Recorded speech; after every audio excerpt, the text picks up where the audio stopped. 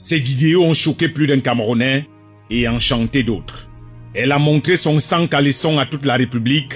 Fiangang, comme elle se fait appeler, voulait imposer la pornographie comme option de la vie sociale après l'obtention du baccalauréat en série IH, si l'on croit les déclarations de sa mère lors de son passage sur les antennes de Vision 4 à l'émission A1. La même chose que vous voyez, que vous avez vu là, c'est la même chose aussi que moi aussi j'ai vu. Donc, je n'étais pas au courant de ça. Quand c'est arrivé, c'est mon frère qui m'appelle pour me dire que, est-ce que tu vois même les nuits de la... Maintes fois, je lui ai demandé, ma fille, quand tu fais ça, tu as manque de quoi manger? Qu'est-ce qui te motive à faire ça? Est-ce que tu te rends compte de ce que tu fais là? Quelle était sa réponse? Elle ne me dit rien. Elle ne me répond pas. Cette fille de famille modeste, vivant au quartier Sam, était dans une lancée de perversité encouragée par certains sur Internet. En moins de quelques jours, elle a créé une page Facebook qui enregistre aujourd'hui plus de 100 000 abonnés. L'on se demandait alors qu'est-ce qui peut expliquer qu'autant de Camerounais puissent suivre une petite fille qui n'avait rien d'autre à proposer aux gens que son petit dessous, que beaucoup trouvaient d'ailleurs moche, qui a rempli les galeries de téléphones de plusieurs Camerounais. Je sais partout, je viens faire des vidéos.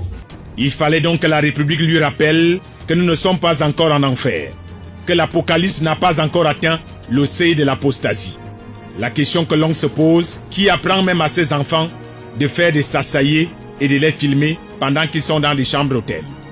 Mademoiselle Atangana Christelle menaçait de poursuivre ses exhibitions sur la toile. D'ailleurs, elle envoyait systématiquement balader tous ceux qui essayaient de lui dire qu'elle était en train de déraper complètement.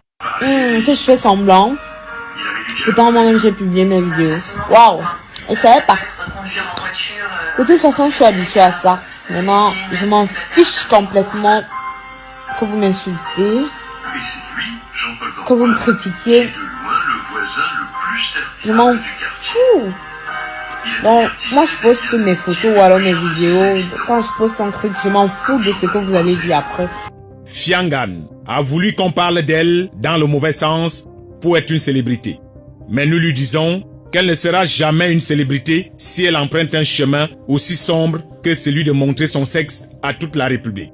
Ceux qui diront que parler d'elle, c'est déjà lui rendre service, nous sommes dans notre rôle en tant que médias de participer à l'éducation de masse. Certes, elle pourrait se réjouir d'avoir réussi à faire parler d'elle dans plusieurs médias, mais nous doutons qu'elle continuera à garder le sourire une fois en prison. Le procureur de la République a donc rappelé à tous que nous sommes dans un pays de loi. Elle a pensé que dans un pays comme le Cameroun, au nom de la liberté, tout le monde pouvait se lever et faire ce qu'il veut sans être inquiété. Fiangang avait dit qu'elle voulait être célèbre et riche par les sextapes. Cela aurait encouragé plusieurs de nos filles et petites sœurs à croire qu'il suffit de filmer sa nudité pour être riche et célèbre. Heureusement que le procureur de la République ne veut pas que la morale devienne anormale, que l'on continue à écarter la norme et normaliser l'écart. Les vidéos de cette fille, majeure et consciente de ce qu'elle fait, sont encore dans les galeries de nos téléphones. Personne ne les efface malheureusement. La République camerounaise ne sera jamais une république bananière. Nous ne devons jamais confondre les réseaux sociaux à la vie sociale normale, régie par les normes. Les us et coutumes d'une Afrique noire jalouse de son intégrité morale. Le sexe est une affaire intime, censée demeurer dans les chambres sans jamais faire l'objet de diffusion publique. Ceux qui s'indignent aujourd'hui de sa mise en détention ne sont visiblement pas des exemples. Comment peut-on s'offusquer de son arrestation alors que le procureur de la République vient de sauver plusieurs de nos enfants de suivre un chemin aussi malsain que celui-là? Il fallait donc envoyer un signal fort à tous ceux qui s'imaginaient dans leur tête qu'on pouvait se faire de l'argent en montrant son sexe.